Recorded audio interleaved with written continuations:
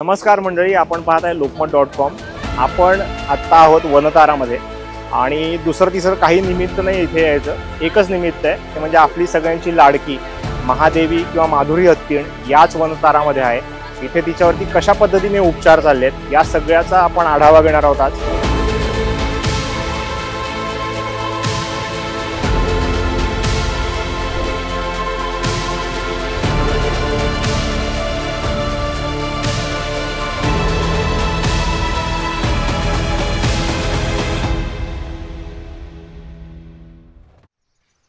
कोल्हापूरकरांचे, नांदणीकरांचे जे काही प्रश्न आहेत की बाबा या आमच्या लाडक्या हत्तीणीवरती तुम्ही कशा पद्धतीने उपचार करताय, तिच्यावरती कशा पद्धतीने ट्रीटमेंट चालू आहे, तिला कुठल्या कुठल्या गोष्टींची गरज आहे, हे सगळं कोल्हापूरमध्ये होऊ शकत नाही का, हे जे सगळे प्रश्न आहेत कोल्हापूरकरांचे, तर हे सगळे आम्ही इथल्या डॉक्टरांना आणि अधिकाऱ्यांना विचारायला आलेलो आहोत. आपण इथे आता जर आपण मागे बघितलं तर हायड्रोथेरपी जी माधुरीसाठी अत्यंत आवश्यक आहे तर ती इथे दिली जाते. त्या ट्रीटमेंटबद्दल आपण डॉक्टरांशी बोलूया. आपण मंडळी आत्ता जे बघतोय इथे हायड्रोथेरपी सुरू आहे. माधुरी हत्तीणीला संधिवाताचा त्रास आहे आणि त्याच्यासाठी ही हायड्रोथेरपी अत्यंत महत्त्वाची आहे. तर नेमकं ह्या थेरपीचं काय महत्त्व आहे आणि ती कशा पद्धतीने दिली जाते, माधुरी हत्तीणीवरती कशा पद्धतीने उपचार चालले यासंबंधी आपण डॉक्टर उत्कर्ष यांच्याकडून जाणून घेऊ. काय म्हणजे नेमक्या काय या ट्रीटमेंटची नेमकी गरज काय असते आणि कशा पद्धतीने ती हिलिंगसाठी आवश्यक आहे. हायड्रोथेरपी हा एक फिजिओथेरपीचा प्रकार आहे. सो फिजिओथेरपी जसं आपण मनुष्य घेतो किंवा माणसं घेतात जेव्हा एखादी आपल्याला संधिवाताची त्रास होतो किंवा आजार असतो किंवा कुठलाही बोन रिलेटेड काही डिसऑर्डर असेल तर आपण सहसा फिजिओथेरपीसाठी जातो. तर त्याच्यामध्ये बरेचसे प्रकार असतात फिजिओथेरपीचे, त्यातला एक हायड्रोथेरपी हा एक प्रकार आहे. आता हत्तीचं वजन हे जास्ती असल्यामुळे जेव्हा हत्ती पाण्यात जातो त्याला वजन फील होत नाही, कारण की बॉयन्सी नावाचा एक प्रकार असतो किंवा एक सायन्स आहे.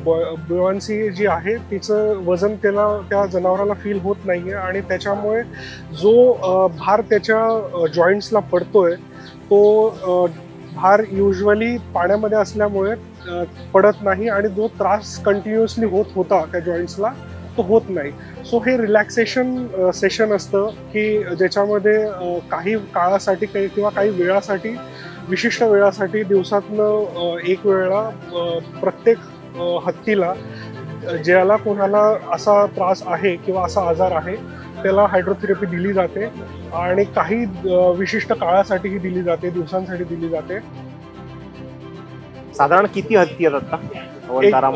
260 प्लस हत्ती आहे, 260 प्लस आहे. बरं, आणि माधुरीला एस्पेशली आता काय ट्रीटमेंट दिली जाते काही सांगू शकता? तिचं right from Ayurvedic treatment plus hydrotherapy plus तिची जी फूट केअर, तिला जे नेल ॲब्सेसेस होते सो त्याच्या रिलेटेड जेवढं फूट केअर जी आहे ती सगळं तिच्यासाठी केलं जातं.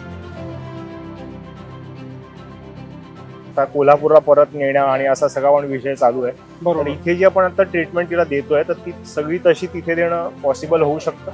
अगदी शक्य आहे, कारण की जसं सांगितलेलं आहे आमच्या सीईओनी पण आम्ही सेम मॉडेल रेप्लिकेट करणार आहोत तिच्यासाठी तिथे. सो कुठल्याही प्रकारची कमतरता नसणार आहे त्या जे काही आम्ही फॅसिलिटी उभारणार आहोत तिच्यासाठी. सो राईट फ्रॉम हायड्रोथेरपी पॉईंटपासून सगळं असणार आहे तिच्यासाठी.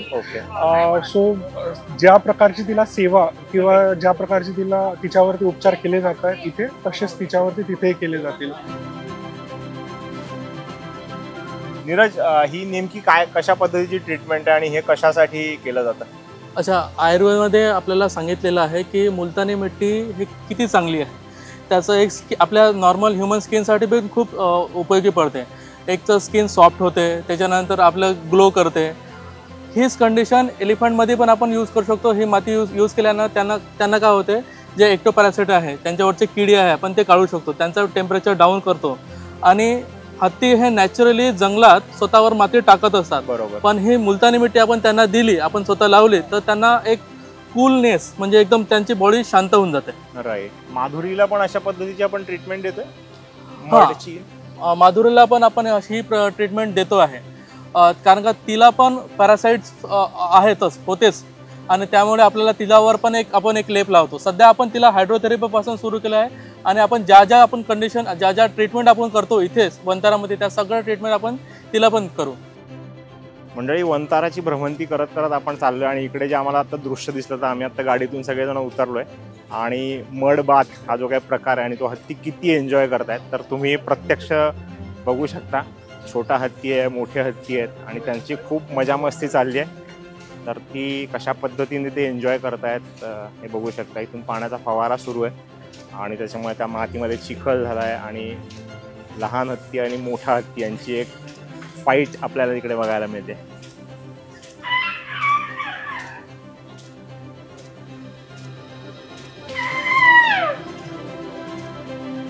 आवाज माझा ऐकण्यापेक्षा हत्तींचा आवाज ऐकणंच मजेशीर असेल. बघितलं तुम्ही कशा पद्धतीने त्यांची दोघांची काहीतरी कशावरून तरी काहीतरी झालंय आणि त्यांच्यामध्ये थोडंसं जुंपलेली आहे पाहायला मिळते आपल्याला.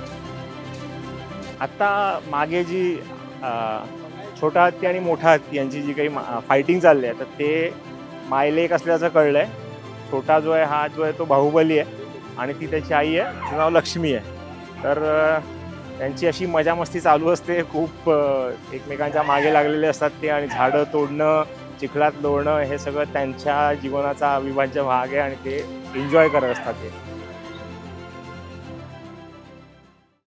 मंडळी नमस्कार. आपण ज्या कारणासाठी वनतारामध्ये आलो होतो, ज्या निमित्ताने आपण इथे आलो होतो, ती माधुरी हत्तीण आपल्याला समोर बघायला मिळते. आपल्या कोल्हापूरमध्ये नांदणी गावातल्या मठामधून तिला इथे आणण्यात आलं आणि त्याच्यानंतर जो जनक्षोभ उसळला, बरीच नाराजी व्यक्त झाली. त्याच्यानंतर ती वनतारामध्ये आलेली आहे आणि तिला परत नेणं किंवा त्या मठामध्ये तिला परत आणणं या दृष्टीने पण गेल्या 2-4 दिवसांपासून बरीच चर्चा सुरू आहे. त्याच्यावरती तोडगा निघण्याची पण शक्यता दिसते. आणि आता ती आपल्या समोर तिच्या मैत्रिणीबरोबर, तिची मैत्रीण इथे शांती नावाची मैत्रीण आहे. तर आम्ही इथे मगाशी डॉक्टरांशी, इथल्या प्रशासनाशी बोलत असताना असं लक्षात आलं की या दोघींची आल्याच खूप चांगली गट्टी जमली.